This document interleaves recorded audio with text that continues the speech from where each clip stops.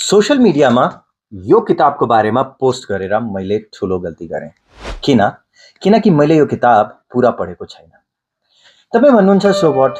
So 3 reasons why you should not post without reading the complete book. Number 1 is brain trick. तपाईँको पोस्टमा आएको likes र कमेन्ट्सले तपाईँको दिमागमा डोपामाइन रिलिज गर्छ and this feels very rewarding.